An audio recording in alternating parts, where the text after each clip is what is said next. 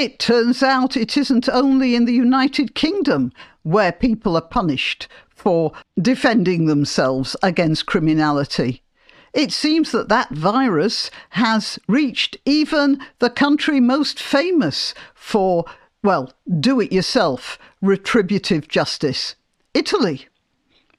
And I'm Graniopteryx.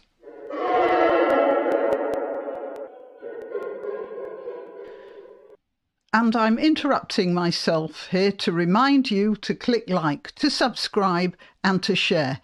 And if you're on YouTube, remember to click the notification bell. All the links to my other channels are in the description, including links to donation sites.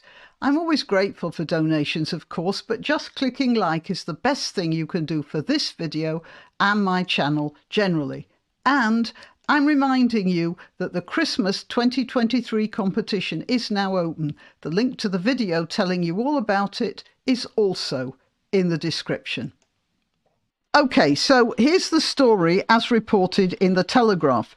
Jeweller who shot dead 2 robbers given shameful 17-year prison sentence, it says. Italian politicians decry punishment as overly harsh, claiming that Mario Ruggiero was defending himself and his family.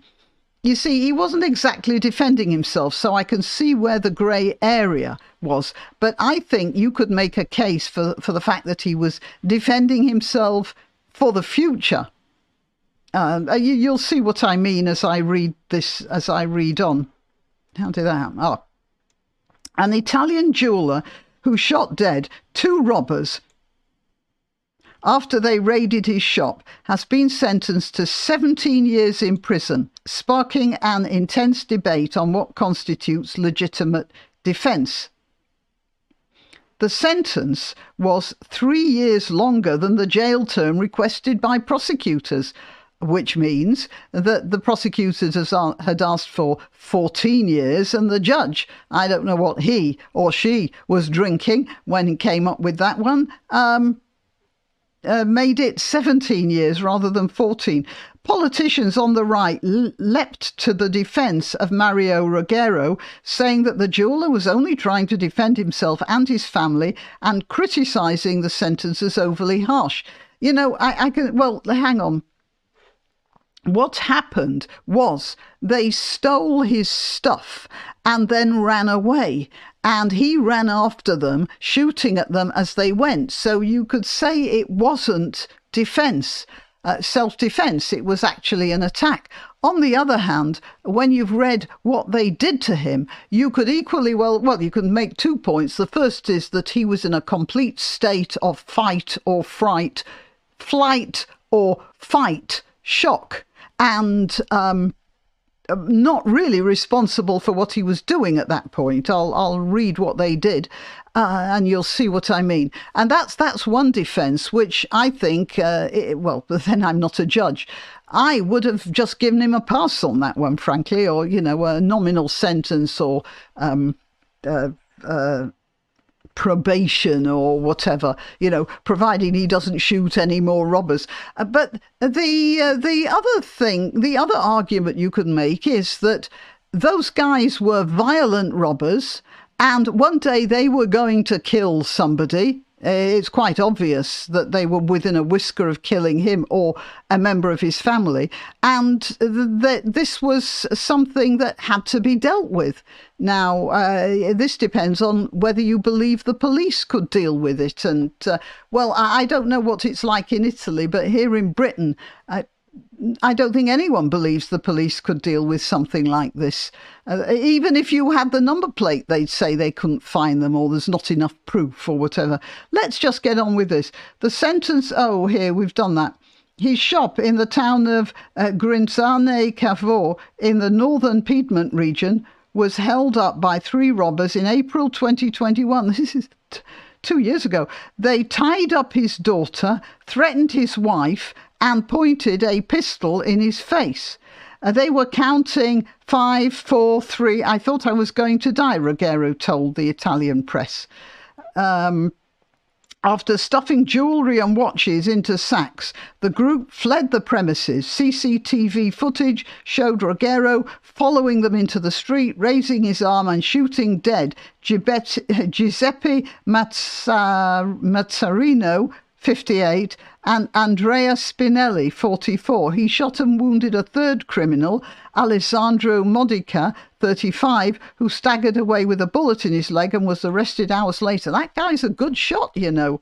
I mean, he was running, he was panicking, and those people were no doubt not staying still. And he got two of them. Well, he got three of them. He got one, you know, in the leg. Now, I don't know how good a shot he was, but maybe he was aiming for the legs to start with. Who knows? Prosecutors told the court in the northern town of Asti that the shootings amounted to an execution, but Matteo Salvini, the deputy prime minister and leader of the right-wing League Party, well, you know, you hear that right wing and you know straight away you're not supposed to listen to them.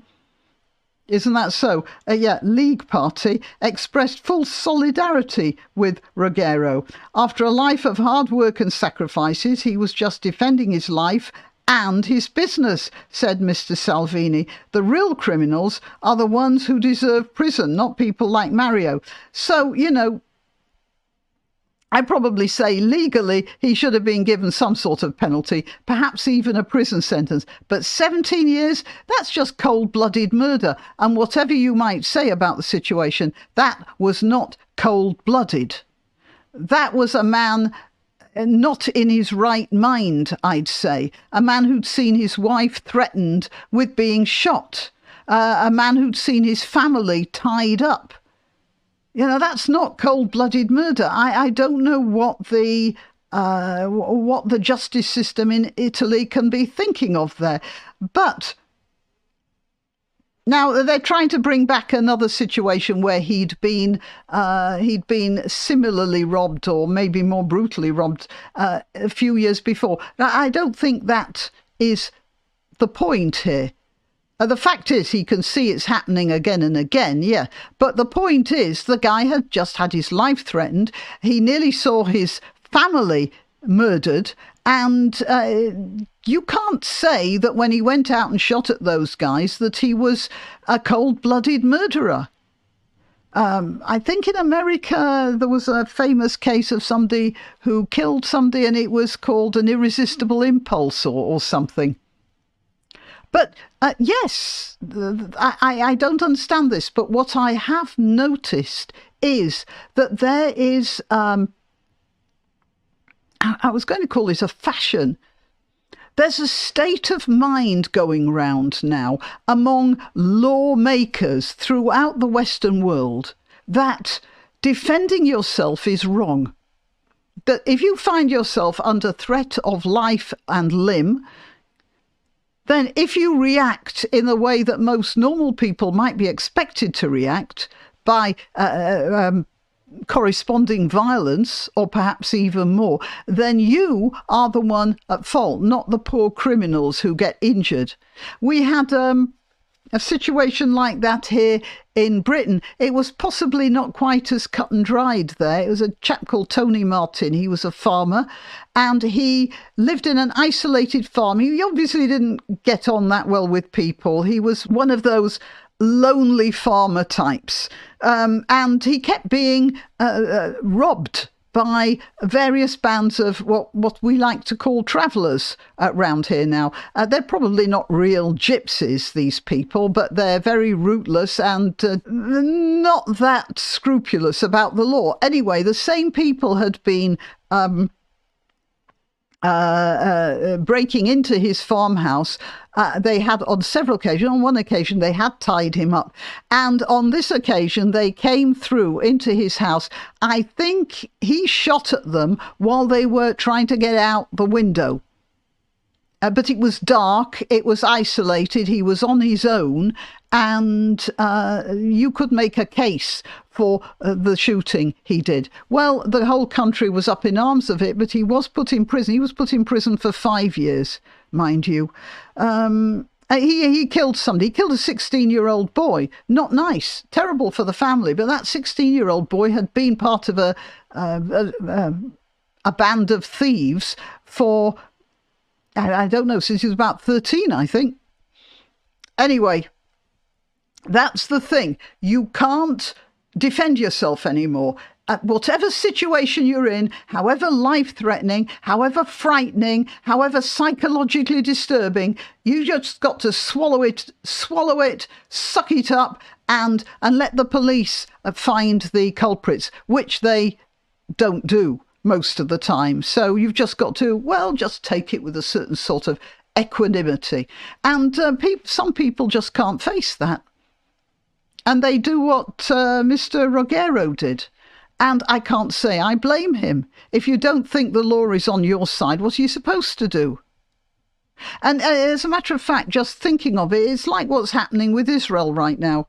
They're fighting back against people who broke into their house on many occasions, and this time did the most awful things. And the international community is sort of going, no, you've just got to suck that one up and be polite. And then they might be nice to you, but we're not going to do anything about it. I mean, if this was a case for a proper UN to act, it should have been, but there isn't a proper UN anymore, is there? So those are the international lawmakers. I mean, the people from the UN who were working in the schools were as bad as the Hamas people who were basically employing them. But that's another matter, I suppose. Anyway, yeah, get back to, I digress. The point is that people are not being allowed to defend themselves anymore. That's considered not nice. And that's no way to run a society, in my humble opinion. Okay, till next time. Why not treat yourself or a favoured relative or friend to these magnificent examples of merch? The mugs and t-shirts come in the Graniopteryx design or Grambo with a firearm or the more deadly knitting needles. Go to www.graniopteryx.com and whatever platform you're watching this on, please click like, subscribe and share.